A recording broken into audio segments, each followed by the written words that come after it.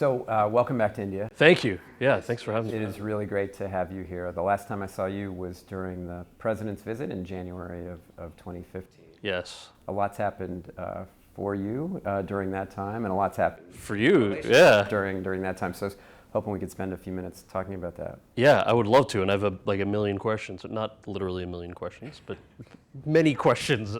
So can I go first? Yeah, go ahead. Can I just, when we look at your bio, it's kind of hard to figure out what you're doing right now. Yeah. Because you're doing so many different things. Can you just tell us a little bit about what you're working on right now? Yeah, sure. So I was actually in India for a film called The Ashram that a woman named Gunita Monga is producing. She did The Lunchbox and Gangs of Wasseypur most recently.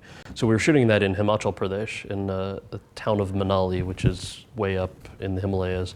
I'd never been up there. I have relatives in India, obviously, but had never been to that part of the country, and it was gorgeous and beautiful. And as we talked the last time I was here, a little more than a year ago, I wanted to come to Delhi and see some of the amazing stuff you're doing. So that's kind of the film reason I was here, and then stayed longer to hang out with you for the day. That's great. Go back to New York, and I'm working on a show that actually shoots in Toronto starting in July called Designated Survivor. It's amazing. Which is a new Kiefer Sutherland ABC show. So wow. I'm looking forward to that. I'm playing a presidential speechwriter. No kidding. Which was not my role at the White House. So I was going to ask you about that as well. So but over the last few years, you've done all kinds of different media. Yeah. You've done stuff for cable, stuff for network, movies. Do you have a preference about which mode? Not really. I think I don't have a preference because they each offer the opportunity to do something different. So the bigger shows for the big networks, the ABC, NBC, CBS, that kind of thing, generally really structured and organized and creatively, there's a vision and you stick to the vision. Some of the things on Hulu, for example, or some of the digital platforms are a little more loose. Right. So you can discover things along the way, adapt them a little more. Their business model is a little more lenient just because of the nature of their distribution. And then something like Vice, which I produced a couple of documentaries for, they really give you creative control, which is highly uncommon in documentaries when you have a studio or you have a network. They usually like to give you notes. So I prefer all three of them just because they offer a different avenue to telling a story. And you've also done a mix of really serious stuff and really funny stuff, kind of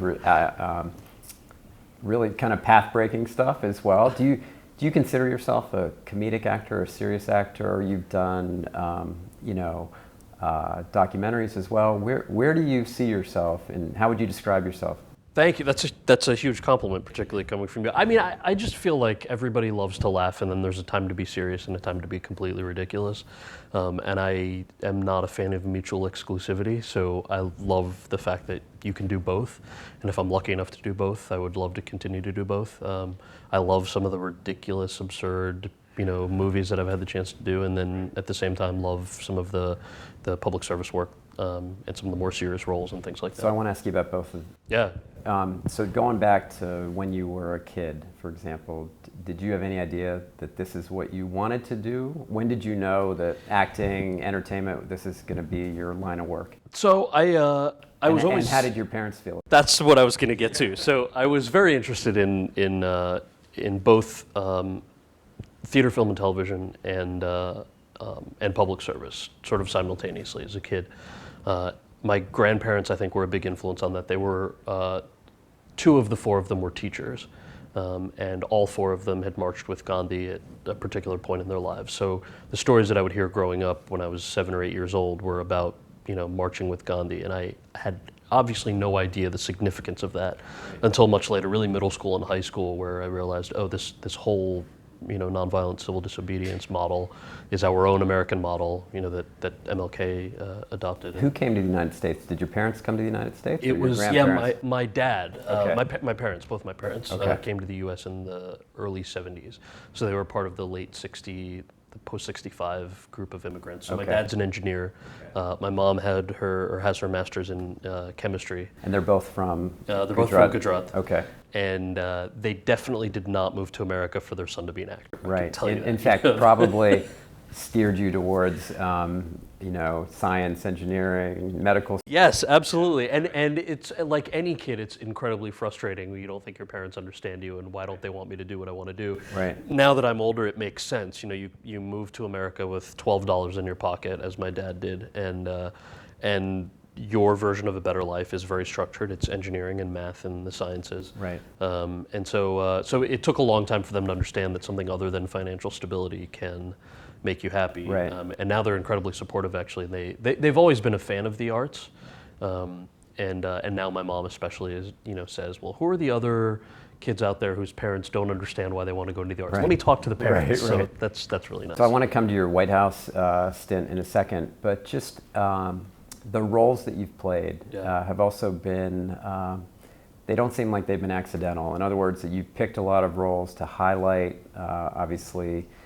maybe the immigrant experience or the kind of role that Asian Americans play in society, both, you've done it in a comedic way, but you've also done it in a serious way. How important is that to you? And, just tell us a little bit about what that means to you. Yeah, sure. It actually is pretty accidental, I think, that the types of roles that I've played, mostly because, actors for the most part, I think, unless you're at the Brad Pitt level, you pretty much take the roles you can get as long as you identify with them or like them or want to play them. I love playing parts that are very different from me in real life. So playing a terrorist on 24, I kind of loved that because I got to hold a gun to a family's head, which is, I hate guns and I obviously hate terrorists. And so as an acting exercise. Was that a hard decision for you? Because it was, did you feel like you were kind of buying into the profile? A little bit, but for the most part, I think when I was reading that script, at the time when I did that series of episodes on 24, the concept of domestic radicalization in the U.S. was non-existent. It had been happening a little bit in Europe, and it still happens to a far lesser extent in the U.S. because we're so integrated and because we celebrate our diversity and a whole bunch of other reasons. So it actually was it was a UK model that we used to devise the character. Interesting. And at the end of the day, it was, I think it was Mira Nair who said this. I might be getting that wrong, but I think she said, I'm not a fan of cultural ambassadorship, nor am I. I think that, who am I just because I'm an actor to say that this is or isn't culturally appropriate, particularly if you're American or Indian or a combination of the two. We both have incredibly diverse countries and people feel an attachment to different things. So I've loved some of the comedic stuff. I remember when I shot Van Wilder, years ago, most of the humor in that ended up in the film was because Ryan Reynolds and I improvised. Interesting. And that's thanks to him. It was my first movie, so I had no idea that I was allowed to do that. And he kind of, played with the script a little bit, and so it was, I think, less stereotypical than some of the earlier drafts. But even TV and film in the last 12 years has changed in the U.S. so much. It's much more diverse. We have a long way to go, obviously, but. I wanted to ask you, having seen a lot of your films and a lot of your TV shows, do you have a favorite movie or a favorite TV show that you've worked on over your career? I do, yeah. So I loved working on The Namesake. I was a huge fan of Mira Nair for years and years. She's one of the reasons that I decided to be an actor, and a huge fan of Jhumpa Lahiri and Suni, who wrote the script.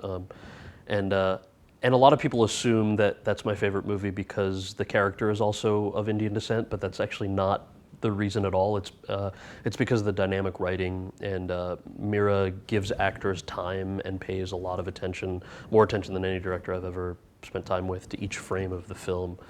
So there's such attention to detail that's paid, and the character, kind of had an interest in engineering, but also the arts, so decided to become an architect. It's just this beautiful woven story. It was a challenge. It reminded me, the book made me feel the way that I felt when I read The Catcher in the Rye. Right. And I am obviously not Holden Caulfield. I'm not a wealthy white kid from New England, but reading The Namesake made me feel the same way, and that's why. But was there something about that story, the immigrant experience, that you could relate to? Of course, yeah. Look, the immigrant experience, particularly of the parents in that book and in the film, is almost identical to what my parents experienced.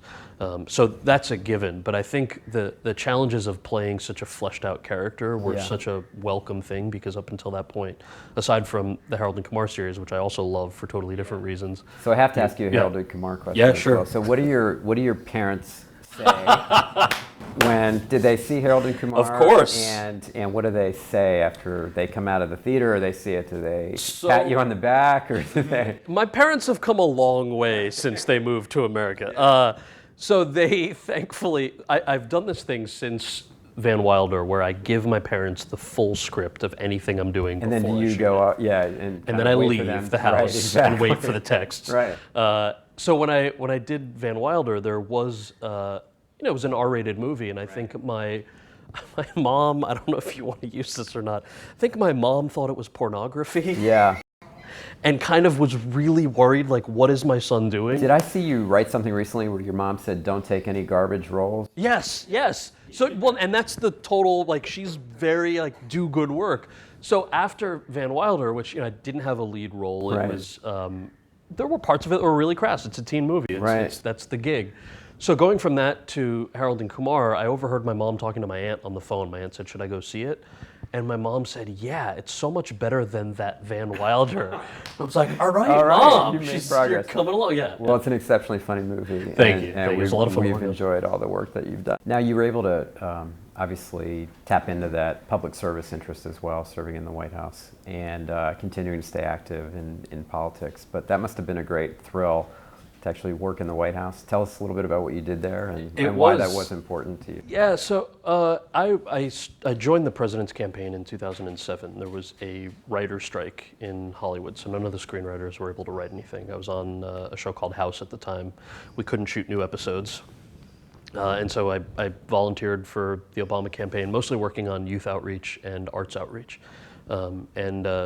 That was when the campaign was very small, just in Iowa, the first state, and it expanded from there. And then after President Obama was elected, they were looking for somebody in the public engagement office to work on youth outreach, Asian American outreach, and arts outreach. And what do you say, no? I have another stoner movie to make? Right. Yes, of course, I'd be honored to. You checked all those to boxes. serve. Yeah, and that was kind of interesting because I think that was the time that was the first sitting president to personally celebrate Diwali, for example. And that was important to the president. He has an incredibly diverse family and group of friends going back from his college days. So none of that is a foreign concept to him. And then working on things, Asian American outreach, a lot of people think it's a monolith, and it's not. There are 35 plus different subgroups there. And they each have different concerns in the U.S., healthcare and education, language access, business, environment. No, I know. So it was a thrill. I mean, it was surreal to walk in there every day and say, wow, I'm actually working at the White House. That's amazing. But to serve your country is incredible. Well, thank you for your service. I really could ask you questions all day. Now I want to ask you, how does my beard compare to the last person you had here interviewed you? David Letterman. David Letterman has a much bigger, fuller beard than you, so you have a ways to go. All right, and that's it's very white. Okay, that's fair. I heard him the other day say that someone confused him with Walt Whitman, the poet. Really? Yeah, an author. In real life? In real life, yeah. So that was interesting. So you have a ways to go. Okay, I have a ways to go. So you've been here a little over a year and a half? About a year and a half, yeah. And so you were new when we first met during the so I was confirmed in December of 2014 and then got out here shortly thereafter. How has the journey of the last year and a half been? I mean, this is obviously a huge partner for the U.S. on a number of fronts. Can you talk a little bit about what that was like to dive into that? No, it's been incredible. And as you recall, about 3.5 weeks after I got here, the president was here with a very historic visit. First president to come here twice in his term, first president to be invited to Republic Day. And as I got a chance to tell the president recently, I said we really rode the wave of that visit for a long time because the president, prime minister really got so much done during that visit. We came out of there with 70 plus different initiatives, 30 plus different working groups, all of which we've made progress on over the course of the year, a year and a half. They've gotten together 4 or 5 times over the year. They work together closely on the Paris Climate Agreement. One of the things coming out of that visit was to set up secure lines so they could talk to each other, and they've used it. And their friendship, as the president says, is indicative of the friendship between our two countries, which has always been strong. But the governments have taken 2 different tracks, and now we see those tracks converging in so many areas. So it's been a great professional honor to be here. We've gotten a lot done, and it's also been a great personal honor to be here. Yeah, can you talk a little bit about that? So we are both Indian American. We are. What's your parents' story, and what does it mean that Yeah, you so are it's the in, ambassador? that's been a great part of it. And my mother and grandmother settled in Jalandhar in Punjab after the partition. My father was from Punjab, and they were both teachers. Somehow both managed to be educated in a time when, and go to college when very few people were going to college. My dad was the first formally educated in his family. So he came off to the United States in 1963, as he says, with $17 in his pocket and a bus ticket, and they started over. And but that story has been replicated millions of times over by immigrants from across the world. But to come back in this capacity, one generation later, when they started from scratch, I thank the president for giving me that opportunity. But it's a great American story. So I'm really proud of the roots that we have here. I've had a chance to go back to my mom's house where she grew up. Oh, cool. I had a chance to go back to my dad's house where he grew up. And the number of people that came out and said, I knew your parents, I knew your grandparents, that was really emotional. And so for me, it's also got an extra connection. So I think of the one scholarship my dad got to go. So every exchange program really matters to me. Every scholarship program matters to me. And I just think part of our responsibility now is to make sure that those opportunities exist for people in both of our countries. So it's been exceptionally gratifying. But you too, your parents have a similar experience as well. Yeah, they do. I mean, it was amazing. I thought about this when I worked at the White House. Right, there was a photo. In the president's private office, he has a photo of Gandhi and another photo of MLK, and there was a picture of Gandhi that was hanging in my grandparents' house. And after they passed away, that photo ended up in my bedroom, and I brought it with me to my office at the White House. And I just remember thinking, to me, that photo, obviously, Gandhi's model for independence is very, very Indian, but the way that it was replicated and what that meant to me, as an American, you think MLK, you think civil rights movement. Right. So to know that was an interesting connection between the two cultures was not something that I lost sight of, and it makes you very proud, as an American, to have the chance to represent our country, period. But it must be incredible. You're the first Indian American ambassador here, is that right? I am. But there's so many people that did all the hard work to make this happen. I think, again, just from my parents, but all those people that came to the U.S. and all the work that's been done in the relationship. So I get to kind of be in the right place at the right time. But we're working hard, and I think today we're going to have a chance to see some of the things that we're doing to try to advance the relationship, but also just help ordinary people use technology, use innovation, and that's what our partnership is really about. It's the notion that 1 + 1 does not equal 2. And when our countries get together, big things can happen across the world, and I think you'll see that on a smaller scale here today. Definitely. So you've achieved a lot in a very short amount of time. Can you talk a little bit about some of the benchmarks and then some of the things that are in the pipeline that you're looking forward to? Yeah, so we're really trying to build in all the key areas. So President set a goal of going from $100 billion in two-way trade to $500 billion. So we're working on what are the things we need to make our trade and economic relationship increase. And again, that's to provide U.S. And Indian citizens greater economic opportunity. So we're working hard on that. Clean energy is a big part of our relationship, working on everything from civil nuclear cooperation to solar, to all those areas that India wants to implement here, trying to bring our technology and our financing here. Our defense and strategic relationship has grown dramatically. I just came back from Alaska, and the red flag exercise our two air forces are doing. Our militaries are really well aligned. We're doing great things together.